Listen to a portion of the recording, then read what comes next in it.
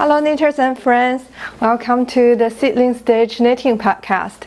I'm your host Athena. I am a Chinese knitter living in the beautiful Vancouver, Canada, and this will be my little space on the internet where I chat mostly about my passion in knitting, in crafting, and also sharing some life stories. So recently I traveled to Europe for the first time in my life. I went to the Netherlands, mostly around Amsterdam, and then Paris in France. And of course I visited all the yarn store and wore my hand knit projects, hand knit sweaters and all accessories. So it was fun, and I really want to share my travel story with you.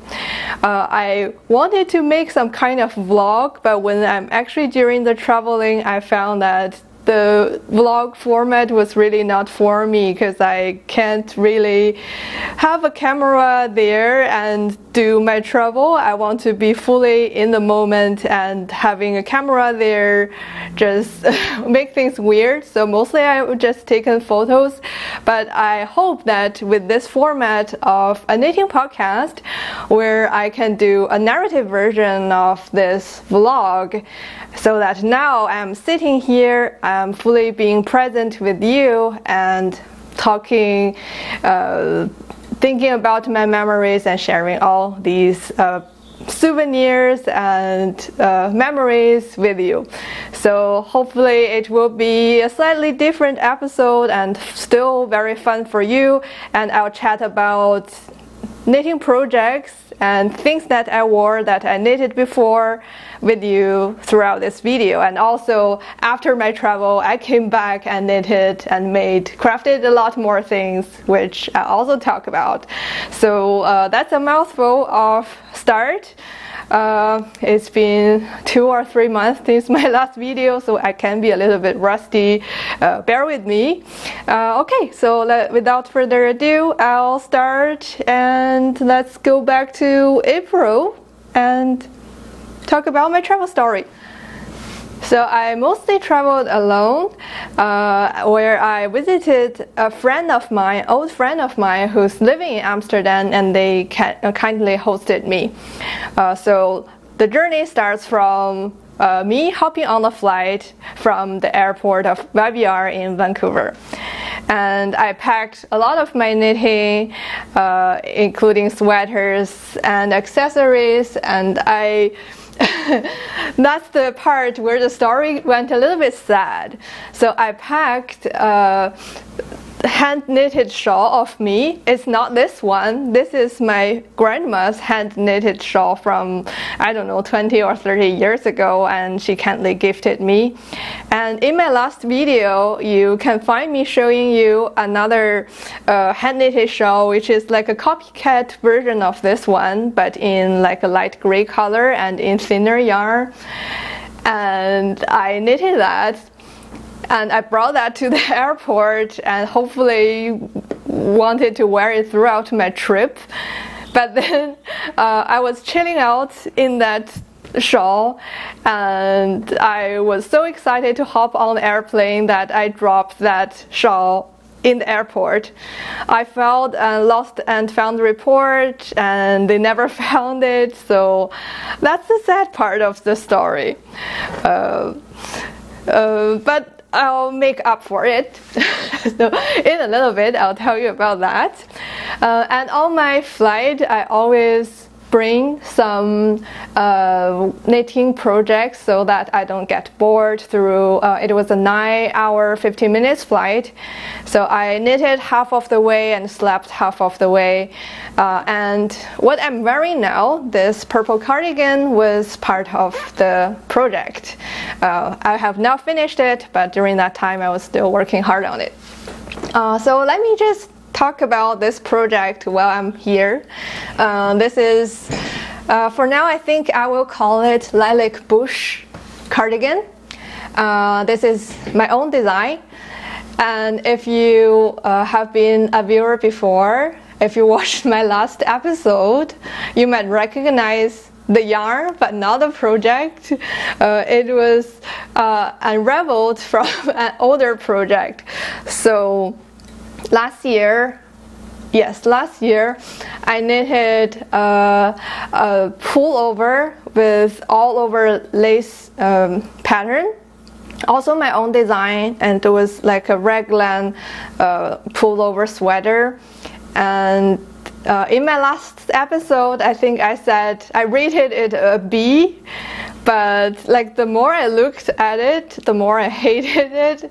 And at one point I was just like, there's no way I'm gonna wear it in this spring, so I better harvest the yarn and make it into something that I can actually wear. It was a very good yarn. It's 10克剪. It's a Chinese yarn, 100% silk in sports weight. It's very drippy. It's very nice yarn, and it's in this purple color, which made me think of lilac flowers. And so I unraveled the whole sweater and wanted to make something that I can actually wear. And I think of this new pattern where so it's similar to the previous design where I still have this lilac lace pattern, but I feel like in the previous design it's an all over with this lace pattern, and it was just too much and it doesn't show the texture of this beautiful silk yarn. So I want to have a combination of like stockinette or a cable stitch, so I added a very wide and loose cable between these lilac flower lace patterns, and form this new design. And also I changed the construction as well. I wanted to make instead a cardigan, not a pullover anymore, because I feel cardigan is more versatile. I can wear it on top of camisoles, or basically what I'm doing now, and I can also wear it like on my camisole dresses. I have dresses, and or like tight fit t-shirt. This will work well also. So here it is.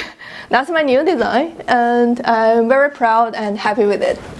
As for the pattern, if you've followed me for a while, you know that I'm trying to write a knitting book.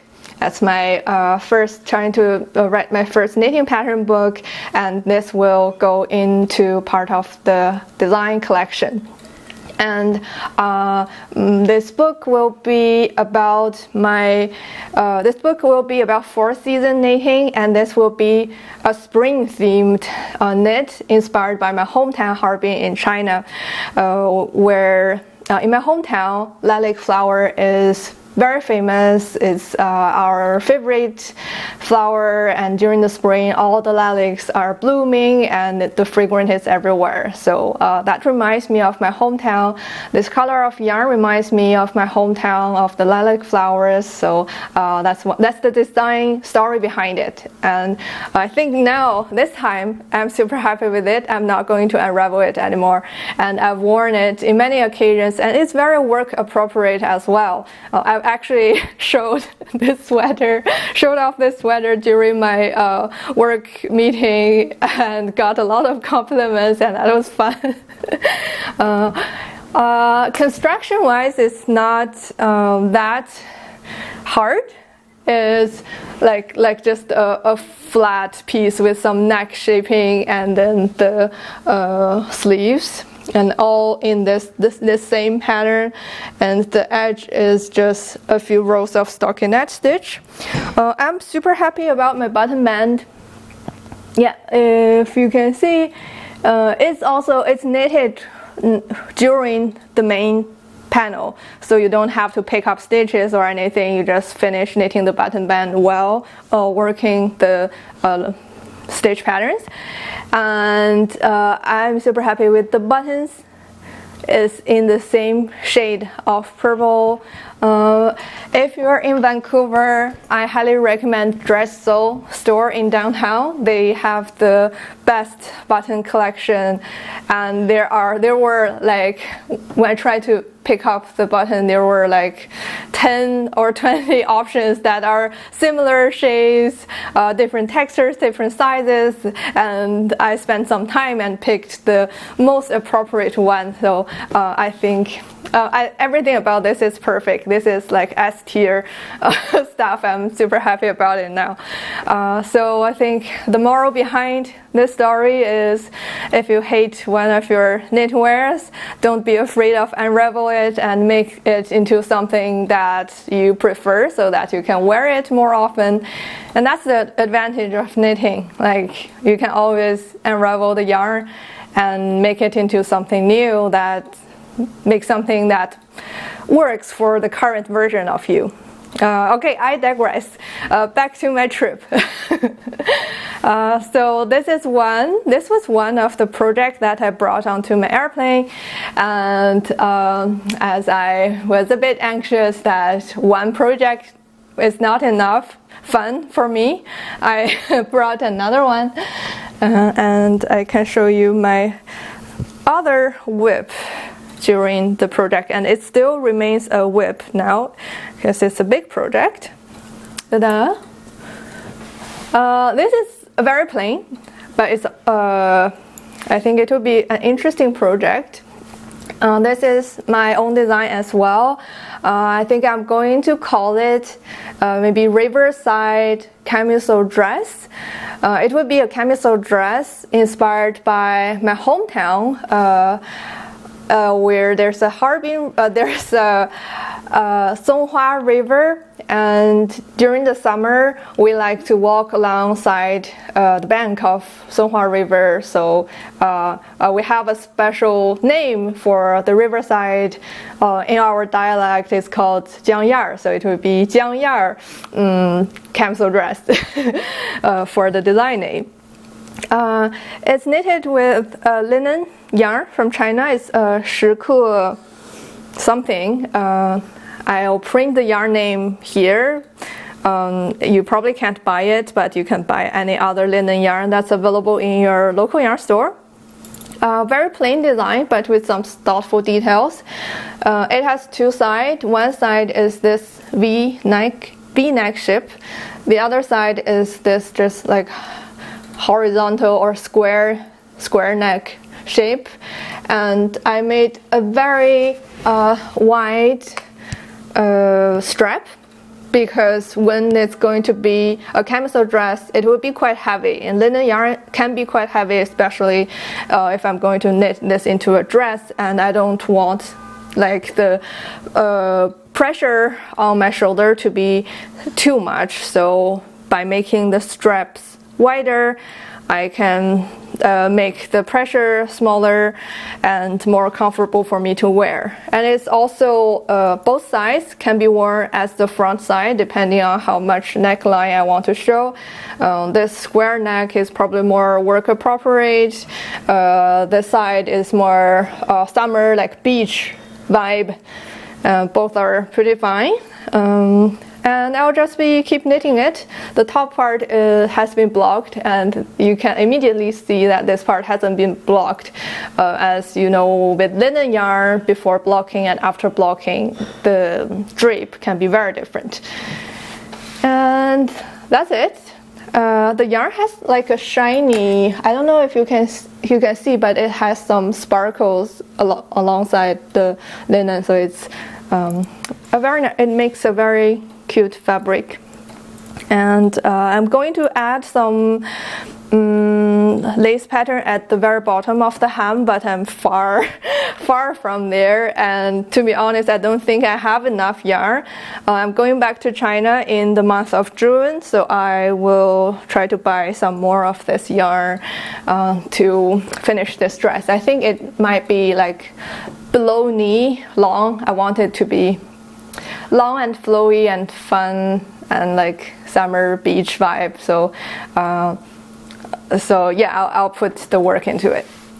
Yeah, so that's my travel story during my flight. And after 9 hours of flight, I arrived at Amsterdam. The Schiphol, their airport anyway. And immediately after I arrived at the airport, I went out and see the bicycles everywhere and the bicycle parking lots everywhere. Like there are 2 tiers of bicycles, very impressive. I went to several places during my travel. I'll talk about some notable ones. In one of the days, I spent my time around their old town in Amsterdam and looked at their beautiful architectures. I joined a free walking tour from the website Guru Walk. I highly recommend this website, especially if you're traveling to Europe, where they have like interesting architecture and history and culture and to talk about. So the way this website works is there are many free walking tours offered on the website. I booked their most popular one. It was like 2.5 hours. We walked alongside the old town, different areas, and he pointed out the architectures and talked about some history of the Netherlands, of Amsterdam, talk about the culture, talk about the food, and he even shared the special waffle biscuit from the Dutch biscuits with us during the tour. It's marked as free, but we will give like 10, 20 or 30 euros of tip. Like they did put a lot of work into it, and I really appreciate the tour. I did this free walking tour in Paris, France as well, so I really recommend it. And I was really impressed by the architectures in Amsterdam. It was very special and it was very cute, very narrow but very deep, featuring different colors. I feel like the Dutch people, they're not afraid of using colors. I always find new surprises at different corners of the street. It was never boring for me when walking alongside their street, and there are so many canals, water, different styles of architecture. So it was fun. And after this walking tour, of course, as a yarn lover, I visited their most famous yarn store, the Seven and Penelope yarn store. I visited their old store address. They were about to close it and move to a new address. The old address was in this old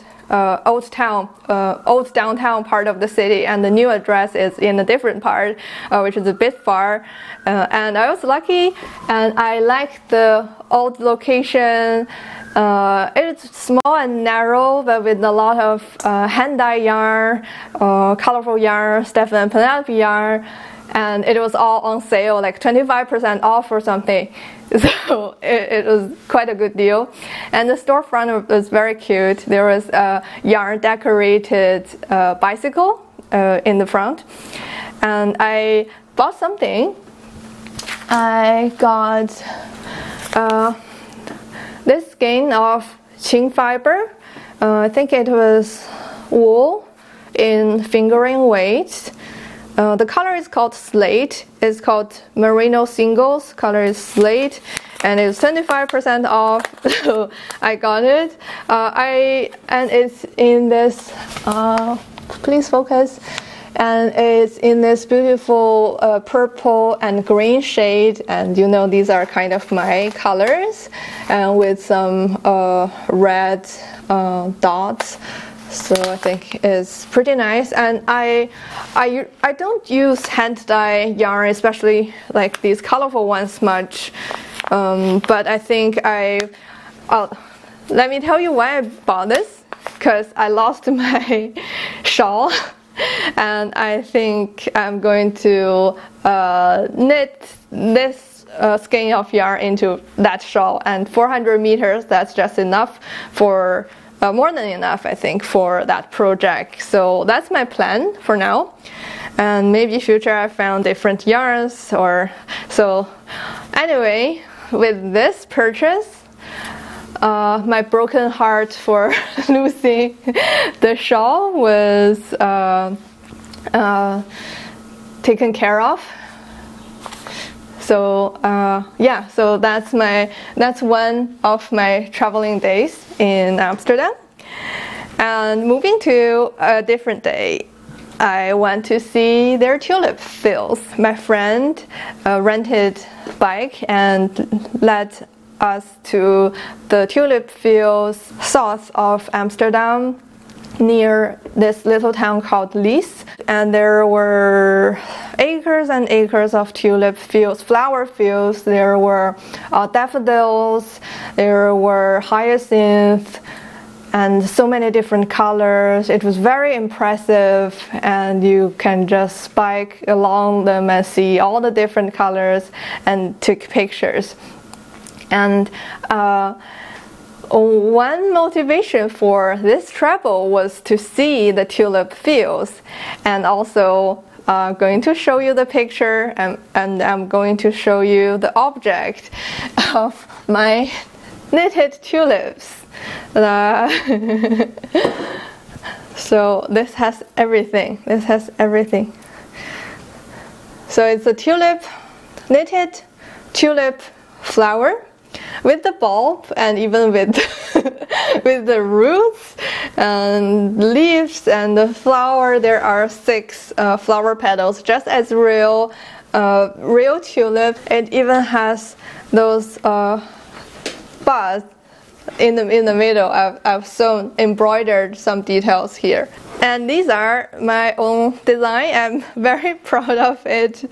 I brought these flowers to my trip and took some photos of my knitted tulip against the tulip fields, and I found the perfect tulip fields that is the exact same color as this pink tulip that I've knitted. I knitted also a yellow tulip, and I gifted that one as a gift to my friends for their hospitality. And I knitted another one. This was my first tulip. I did a lot of adjustments after that one. As you can see, the shape of the petals are a bit different. The shape of the leaves are a bit different. The shape of the bulb, I think, was different too, and the yarn color was different. And I settled on this version. So this will also be a design in my knitting book, and this will be a spring pattern because, you know, tulip flowers grow in the spring. I tried to grow some tulips myself here in Vancouver. It wasn't very successful. Yeah, my tulip was so small and almost withered like 2 days after blooming. So maybe the weather wasn't right, maybe the sunshine wasn't right. Well, if I can't grow a real tulip, I can knit as many tulips as I want. And also because tulip is toxic to cats, and I have 2 cats at home, I don't want to do any harm to my cats, so I knitted these woolly tulips, which will be okay for them, and they aren't really interested in these as I do. So I can display my little tulips in these jam jars, or have like actual little pots for them. That's where they're going. I'm going to knit more colors. The yarn, I can talk a little bit. The green is the Knitting for Olive Merino. They're, I think, pea green color. They only have 1 shade of this green, and I think that's the perfect green color for this type of tulip. And the other yarn are a Chinese sock yarn, like wool nylon blend yarn that I've used before for many other sock projects. But you can use any fingering weight wool. So be patient with me, with the pattern, with the book, and hopefully one day it will be out in the world and you can make these tulips yourself, grow a tulip fields if you want. And as I share some of the photos in my tulip tour, I'll talk a little bit about my outfits during this tour. I start with the hat, which is also a new project. This is a very simple hat. It's also my own design, and it's going to be in my book as well. I think the most interesting thing is the color or the yarn. The inspiration, this will be actually a summer inspired pattern. It is inspired by Wes Anderson's movie called Life in the Aquatics. It is like a marine themed film about aquatic adventure team, and they go to the deep sea and try to seek some magical undersea creatures. So that's sort of the vibe. It has like a Mediterranean summer beach like marine theme, and the main color scheme in the color palette in that film is like blue costume, like blue shirts, blue dresses for all the characters, and they wear this orange, not burnt orange, I'd say it's like a reddish orange or orangey red color in the film. So it's a very interesting contrast and very striking, and I was really impressed by this color. And I saw Knitting for Olive, they have this exact color.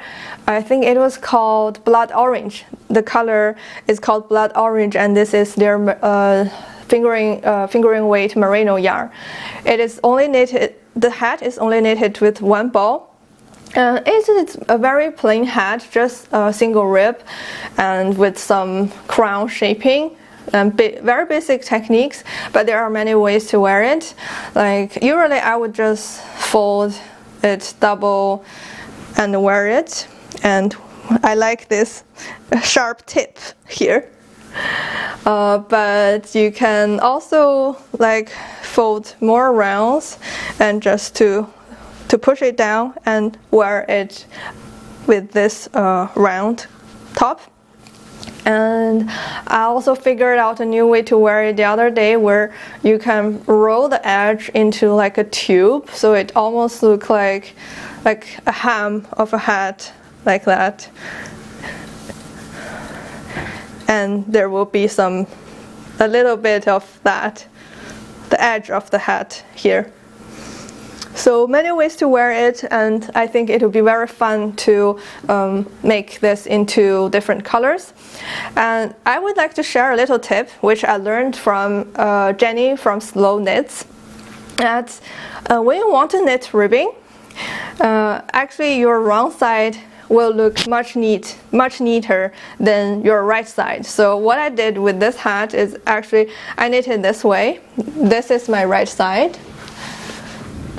This is my right side, and after I finish knitting it, I flip it inside out and wearing my round side towards the outside, which it became the right side. But this is much neater than that side. So just a little tip. And only need one ball, which is good, and you can use, I think it's really fun to use these neon colors to knit the hat. And because I knitted in 2.5mm needle, and it's a fingering weight yarn, so it's a very fine gauge, so it's not too warm, and it was actually very good for the weather when I was in the Netherlands. It was a little bit cold, especially it was a bit cloudy and windy, and with this hat, and actually it matches very well with the background, like with the colorful flowers. It made me stand out, and I think it was a nice part of my outfits. And another part of my outfits I'd like to mention was this accessory, this little bag. I knitted this quite a while ago, and back then I thought it was too small. It was not very practical. I didn't know what to do with it. I The pattern is out on Ravelry. I call that upcycled project bag, because back then I was trying to use this as a project bag to hold magnets, but these days I don't need project bag much more, and the size is not quite right, especially if I'm knitting like a sweater. But this time during the trip, I found it's perfect for my camera. It's the exact size of my camera, and it's a knitted woolly fabric, so it's kind of soft and thick, so it will avoid some bumping damage towards my camera. And I've lined it with some cotton fabric as well, so the camera can sit there perfectly, and plus like little bottle of water and even my phone, and I can close it if I want. And it's very colorful, and it's a nice addition to my overall outfit, so I had been wearing it almost anywhere during the whole trip in Europe. And yeah, I think I made good use of it, and I will keep using this as my camera bag in the future. And then I'd like to talk about the museums in the Netherlands, especially in Amsterdam. I went to 3 museums during my tour. I went to the Rijksmuseum, that's their like national biggest museum, I think. And then the Van Gogh Museum, because I'm a big fan of Van Gogh. Like in my teenage years, my walls are filled with prints of Van Gogh paintings, and I've read like books and many books about Van Gogh, so I'm like a fangirl basically. And then I went to the Kroller Muller Museum. It's a bit far away from Amsterdam, like 2 hours by a combination of train and buses. But they have almost the second largest Van Gogh collection, and they collect actually a lot of my favorite Van Gogh paintings were in that museum. And they also have some other modern arts that was fun, and there were statues, and it was inside a park, a national park. So if you have time or the interest, I highly recommend that museum as well. So I will talk about these museums one by one. Okay, go back to Rijksmuseum. My time was a bit limited. I went to 2 museums in one day, and I only had time to like finish the first floor, I think. One floor of the Rijksmuseum, mostly Dutch Golden Age arts, a lot of like Vermeer. My favorites was Vermeer, but also like other Dutch Golden Age arts were quite impressive.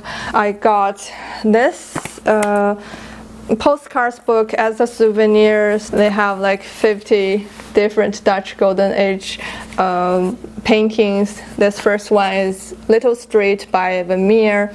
Yeah, and there are also some other beautiful realistic paintings. I think the thing about Dutch Golden Arts that interests me is their theme it's very distinct from like other European paintings, where it's a lot about religion or about the royalties. Like in the Dutch Golden Age arts, because they have the wealthiest middle class in that time, so their art was a lot about of the everyday life of middle class people, about interior scenes, like how like non-rich, like non-royalty person would live their life, just like sitting quietly in their streets, darning socks or doing their sewing work. And it's very quiet, it's very serene. And you can almost feel that emotional connection. They were just like doing their crafts, they were just doing their arts, and the level of detail that goes into these paintings were so amazing. Okay, the camera battery just went dead, so I'll pick up where I left off. I was talking about Dutch Golden Age arts and like how realistic they get and how about everyday, like how they depict the everyday life, and I feel like emotionally I could make more connection with them. And I think that's the value of travels, because I didn't learn any of this before, and I learned something new. I got new inspirations and new knowledge through this trip, and then I was kind of obsessed with Dutch Golden Age arts after I came back, that I borrowed a couple, like I borrowed a couple books. Oops, these are heavy, about Dutch Golden Age arts from my local library, and learned more about that. So yeah, so that's my story in Rijksmuseum. And then I went to the Van Gogh Museum. I already learned a lot about Van Gogh, and I got to learn more about Van Gogh's life stories and also look closely at his paintings. It was quite impressive, because then you can see all the details of the brush strokes that he made. Like, it's very different, very passionate. And I think the most fun thing I did at the museum was shopping.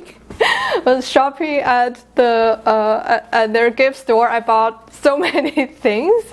I bought this water bottle. The motifs are the 50 years of Van Gogh Museum flower bouquet. So they found so many different flowers from Van Gogh paintings and assembled this motif, and I think it's very meaningful.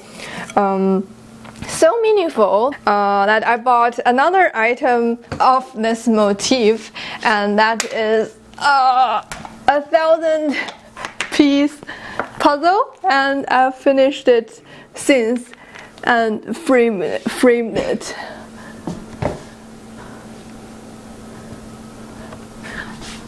So my husband and we finished this puzzle together. It was a very fun experience. It was quite a hard puzzle with 1,000 pieces, and the flowers are so similar, and the backgrounds were so subtle, but it was really fun, and it actually piqued my interest in doing more puzzles. It was fun. And anything more, I also bought this bag, Van Gogh sunflower bag from the gift store. The bag has everything, like it works if you do that, and you can use the brick, and you can use this to stop the bag. So it's a fun model. And what else? I also bought almost all the available magnets from these two libraries. So I have this, my personal gallery. These magnets have the frames. I think these are quite special. And there were also a few Vermeer paintings and flower painting from the Rijksmuseum. So that's my personal mini gallery. I also bought a little baby book. I don't have baby, but in the future, if I do, I think I want to introduce some first words to them with my Van Gogh paintings. Boat, flower, home, tree, mill. It's funny that like the first few words to teach a baby is mill. It'll be fun. Cloud. And boy, unfortunately there is no girl in this book, but yeah. And in Van Gogh Museum, I also wore some special handmade outfits. I wore my sunflower socks, inspired by, not inspired, I mean the yarn is inspired by the sunflower painting by Van Gogh, and you can see from the color scheme. and I basically stand in front of the actual painting and wearing this sock. And I also wore my new camisole dress that I sewed. And this print, I think it's very similar to the almond flower by Van Gogh, this painting. It's a very simple camisole dress in terms of how you make it. Just like you cut a rectangle and sew the edge and do a gathering on the collar, and that's it. I also made a belt. I can tie it on my neck, or I can tie it on my waist. So it's quite versatile and it doesn't take much material. And then I went to Kroller Muller Museum and saw more Van Gogh paintings, and my notable museum outfits was that I wear this pair of socks, which was this color scheme was the night cafe, and I stand in front of that painting and took a short clip of my socks and of the painting. It was my favorite Van Gogh painting, the Night Cafe, in my teenage years. I think it might still be my favorite painting of Van Gogh because it's very mystical. It's mysterious for my teenage brain. Because I was a Harry Potter fan at that time, and it reminds me the diagonal street or something. I don't know the English word for it. I like the color, and I like how the street just like vanishes into the deep ends, and I had so many fun imaginations about what's going on in that street. I also learned in the museum that Van Gogh painted very realistically. That he painted all the stars in the exact location as he saw, so that later scientists could identify the exact day of that night when Van Gogh painted the paintings and the exact geolocation. So that blew my mind, and it was interesting. That was my story in the Netherlands, in Amsterdam. I also spent 3 days in Paris and did some traveling, and so I'll talk a little bit about my experience there. For my travel outfits, I had like a very purpley assemble of outfits. I brought my HIMMEL camisole because the weather was a bit weird. It was like cloudy and rainy, so I don't know if it's hot or cold. So I had the camisole, and on top of the camisole I had my Rosental sweater, and I brought a new pair of socks. So that's what I want to talk about. So I knitted this pair of lace socks, and I was wearing my some green striped skirt. I think it pairs pretty nicely with a lace sock. So this sock is my own design featuring a lace pattern, but actually this lace pattern is a modification of Hitomi Shida's Japanese stitch dictionary 260. It has this like leaf shape. It's like 2 strings of leaves, and I made some modification to form this beginning of the sock, and like that. It's going to be the summer sock pattern because it is very lacy. There's a lot of holes and it's not too hot. So that's the outfits that I wore to Paris. And then I will talk a little bit about the experience in Paris. I think architecture wise it wasn't as impressive as Amsterdam, at least for me. The color of the whole city is like very beigey, like yellow, beige, brown, black tones. On the first morning I was so impressed. It was so beautiful, all the French vibes coming, and then after like a few hours of seeing this, I kind of got bored, and it was just not as stimulating as what I saw in Amsterdam. And I recently learned that it is by design in France, there's a bylaw that you can't paint your house whatever color you want. If you want to use a color, you have to apply to the government for the color, and the government will say you can only choose this shade of yellow or this specific shade of pink, and you cannot use that purple. And that's how that's by design. So it's also interesting to know, because that you always learn something new during the travels, and that's fun. I like the museum visiting. I went to see the Musée d'Orsay. I didn't go to the Louvre because I think it's gonna be too big and too popular, and it proved that I made the right decision. I liked a lot Musée d'Orsay. There were a lot of French Impressionist paintings and arts. There were some special temporary exhibition, and I especially liked one of Norwegian painter Christian Kroch. Forgive me if I pronounce it wrong. He painted a lot of the serene everyday scene of a Norwegian life, and as you can imagine, there was knitting.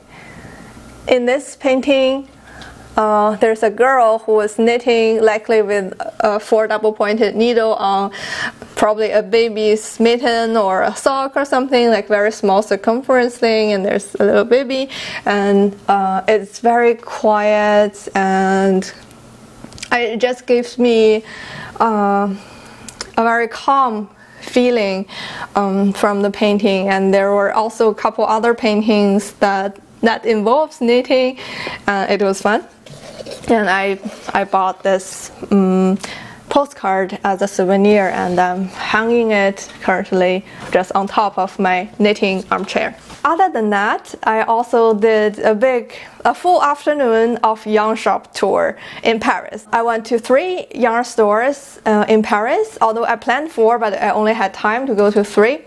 I will show you some pictures, and it's actually very walkable. You can walk, there's only between 5 to 18 minutes walk between each of them, so it's very manageable, and it's you walk through a very busy commercial area where there are other shops, restaurants, snack bars, so you won't be bored between your walks. I started from Louvre, and I walked like about 5 to 10 minutes to the first shop, is La Droguerie, and it's a very big yarn shop. It could be called more like a craft shop. They sell not only yarns but also crafting supplies, buttons, beads for doing bracelets, and like all sorts of like these related crafts. It's very colorful. My current profile picture is taken in that store, and a very special thing about this yarn store is that they sell by the grams. Like when you go to a grocery store, you can buy meat or vegetable by the grams. It's like a similar idea. They don't sell a lot like branded yarn. Usually the yarn shops are like there are balls or skeins, but in this yarn store, the yarn just hang there in their natural state, and so many colors. So it was fun. I'm the kind of person that if I don't need something, I won't really buy them. I'm not an impulsive shopper, so I actually didn't buy anything from any of these shops because I didn't have any plan for the projects or yarn, but I did feel very inspired visiting those stores. And then I walked to Little Weasel. This Little Weasel, they are 3 branch stores in the same like shopping mall or like shopping building place. There's a like knitting place, there's a crochet place, and there's a sewing place. So I visited the crochet and the knitting place, and they sell mostly yarn in the shape of ball or skeins. It's similar to your local yarn store, I guess. But the arrangements is very beautiful. it has that French style. I can't say why, but like they have the ladders where you can climb up and reach yarns from at very high shelves. It's like in the library. So that's Little Weasel. And then I walked to La Mercerie Parisienne. It's in a very busy shopping area, but it's in a very quiet yard. So you go into that yard, everything became very quiet, and there's plants. It's a very pretty store as well. They sell yarn, they sell ribbons, some sewing, like fabric supplies. And it's very, I feel like it has a very chill ambience and feels pretty nice after like staying in a very busy shopping area. I also planned to go to Fil et Laine, another yarn store a few minutes walk away, but by that time the yarn store has already closed. I didn't have time to go, but I learned from other people's shopping experience that they sell a lot of mohair and like very specialty yarns, so if you have time, you can check that out. So that's a very quick summary of my Paris tour. I hope that was fun for you. And in the last few minutes, I'll just talk about some other projects that I made like before or after my trip that I wasn't able to incorporate into this travel storytelling. So let's go ahead with that. So first, I want to share a finished object. And this is, okay, I caved. I knitted the Ranunculus. I know in my channel that I maybe talked a lot of bad words about Ranunculus, about like how everybody is knitting it, how boring it is, but I caved. But I think I'm very happy with this project. So yeah, I wanted to see what's the hype with Ranunculus, and there are positive things, there are negative things about the pattern, and I can talk about that. The main motivation for knitting it is during my trip, I wore like a lot of these light and airy sweater with like knitted with mohair especially. I liked my Jewel Scancer, so that was a mohair sweater, single strand mohair sweater. I knitted a while before, designed by Sadness Garn. Pretty nice for the spring, and but like when I wear it, one thing I don't like is the long sleeve. I found that when I wear it, I always pull the sleeve up to my elbow, and I just think if I could have something similar but the sleeve length of an elbow, that would be good. And I want something quick, and I don't want to buy new yarn. And then I think of the Ranunculus because it doesn't take much yardage. It's knitted with 6mm needle. I can decide the sleeve length and all such, and it's supposed to be not too difficult.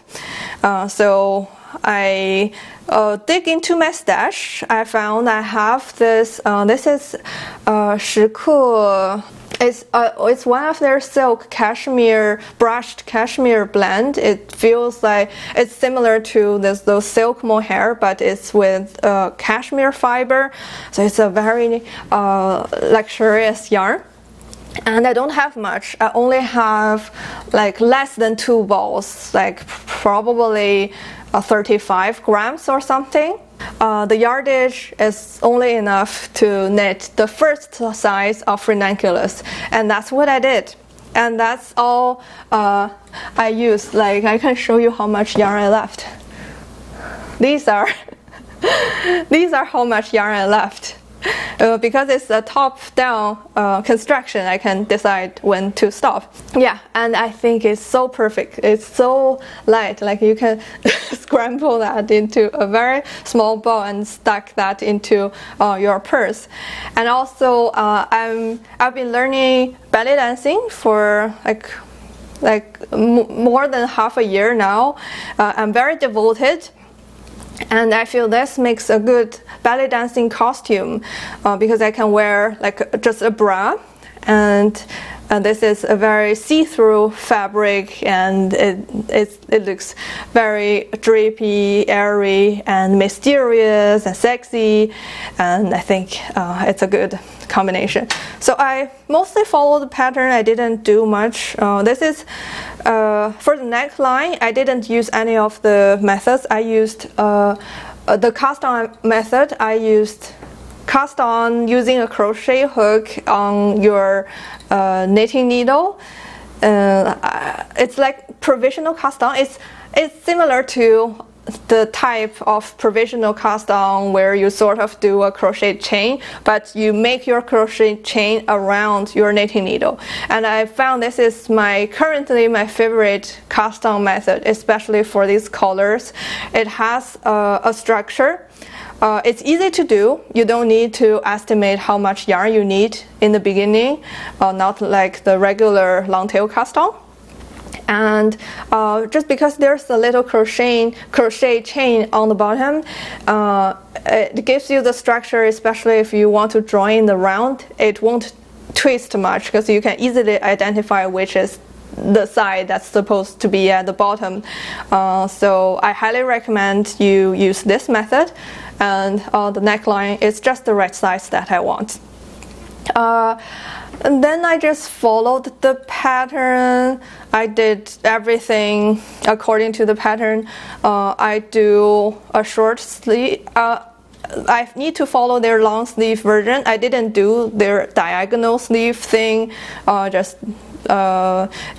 For bind off, I just used regular bind off and did some twisted rib here. I found the pattern is very verbose, but I can see why more beginner knitters would leaning towards it, because it really holds your hands through everything. I didn't like how she did the raglan. The way she did the raglan increase is with KFB and KBF, and I find it's a bit strange. So next time if I do it, I might just use the regular, make one left and make one right for the raglan. But it's small detail, and you won't really see it with this kind of yarn. I think I used like 370 meter-ish of yarn, so it's very little. I seldom make the same pattern again, but I think I really like the shape and the fabric of this pattern, so maybe in the future I might want to change the stitch pattern and knit this and knit something similar. But I like the shape very much. That's one finished object. I have another whip that I'm working on. It's right here. There's not much. I cast on something. Is my Vine Tee. It's only the beginning of my Vine Tee. I'm using interesting yarn. It's the ribbon yarn from Zissou brand. I feel like I've used a lot of this yarn in this podcast. It's called silk cotton, but it's 100% cotton in this ribbon shape. It's like a sports weight, but I'm knitting a 4mm needle following my Vine Tee pattern. The Vine Tee is published on Ravelry, but I'm going to knit another sample with this different yarn. I might change the gauge for this version that's going to be in my book, because I don't want it to be exactly the same online and on this published book. So that's that. I'm just showing you this. So this is like a sponsored item. The designer and seller of this yarn holder sent me this to try, and I really like it. If you want to search for it, it's available on Amazon, called Magnetic Tree Ring Yarn Holder. The brand is called CLARLICHT. These are a group of young Chinese designers and manufacturers, and they are really devoting themselves into making some beautifully crafted and designed yarn or knitting related tools and products. And this is a magnetic ring. I personally find it interesting, so I have no trouble wanting to make a little advertisement for them. This is a tree, like a tree ring, tree shape, and it's made with bamboo material, and it has some nice like interestingly designed shapes, so it's not just like a plain yarn holder. It has this magnetic connection, so it rotates very smoothly, so whenever I'm knitting it just goes like that. As you can see, I'm knitting this green ball of yarn, and I stacked some other balls of yarn below, just because when the actual yarn in use is a bit higher, it won't shake the thing too much. Like sometimes if I put the yarn right at the bottom, it will, like, there will be this lever effect where I pull the stick around easily. So that's just a little tip if you ever want to order this product. I think they sell very cheap, like only $26 as I checked, something like that. And it's Canadian, but I think in America that might be something different. Yeah, if you're interested in having some beautiful yarn holder in your room, I think it has a nice aesthetic, just a little sponsored message. Other than that, I have a couple crochet projects. Ta-da! This one, this little crochet top. This is a crochet like granny square top. I followed a couple different random patterns, granny square patterns and assembly patterns online from different social media, so I can't really pinpoint who is the designer of this. I think there's multiple efforts from multiple crafters. It's made with 8 granny square patterns, and you crochet the granny square as well as connecting them together, and then you connect some edges and attach some tassels. I also made a lining in 2 front squares. I made this thinking that I could use this as a ballet dancing costume, and as you can see from the clip at the beginning of this episode, I was doing some ballet dancing moves, and hopefully that was entertaining for you. Yeah, I think the tassel is a nice addition because it can really show the movement, especially if I'm like doing some like chest circles or something like that. Yarn wise, it's a Chinese cotton acrylic sports weight yarn, nothing special. And I used about 2 balls, I think a little bit over 100 grams of this yarn. And I have yet another crochet project. This is a funny one. I made 3 bean bags, and I wanted to learn juggling. So in the past few months, I've joined a regular local crafting group where we gather every Friday and do some crafts. And sometimes there's knitting, some people do embroidering, they do mixed media arts, do even gardening and planting, and it was very fun. And I met with some new friends, and one of the friends, and she did juggling when she was younger, and she offered to teach me to juggle. And to juggle, she recommended that I can make some. Bean bags. So these are made. There are like green beans inside, along with some like fiber fill. Then I think I'd want to make something with striking color displays. So I basically crocheted 2 granny squares and then connect them together to form this 3D shape. So it's actually a very simple construction, just like two squares, connect the bottom 3 lines, fold it like that, and connect the 4th line before you put in all the fillings. And I arranged these color schemes. Unfortunately, I still can't juggle. I didn't practice hard enough. I always have new passions, so I think I should practice more, but like that's about it. Okay, so I think that's all my travel stories, projects, crafting, and random chitty-chatty things to tell you. I think this might be a very long episode. I feel like I'm too chatty. I'm going to travel to China in the next month, in June, and I plan to visit some yarn stores. I'm going to Shanghai and then back to my hometown Harbin and then to Beijing for just like half a day. And I'll stay in Shanghai for quite a few days, and there are many yarn stores in Shanghai, as I know, so I'm going to do a little yarn shop tour there, and when I come back there will be a new episode about that. So hope you enjoyed this episode.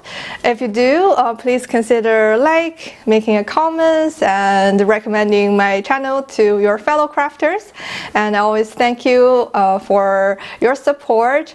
You can find some of my published and free patterns on my Ko-fi page, ko-fi.com, and you can also find them on Ravelry, and I always keep notes in my Ravelry project page of my own designs of like me knitting other people's patterns. Yeah, so if you're new, nice to meet you and welcome. I forgot to say that in the beginning. In the end of my podcast, I usually play a bit of piano, but today lack of practice, so I'll play my music box that I bought in Paris. The song is called La Valse d'Amélie. It's from the famous French movie. So that's there. Thank you. See you. Bye bye.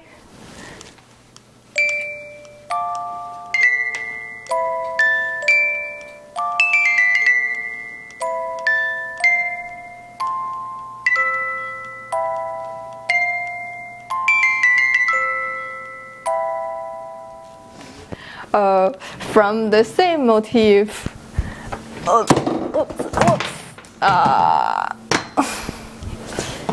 Oops.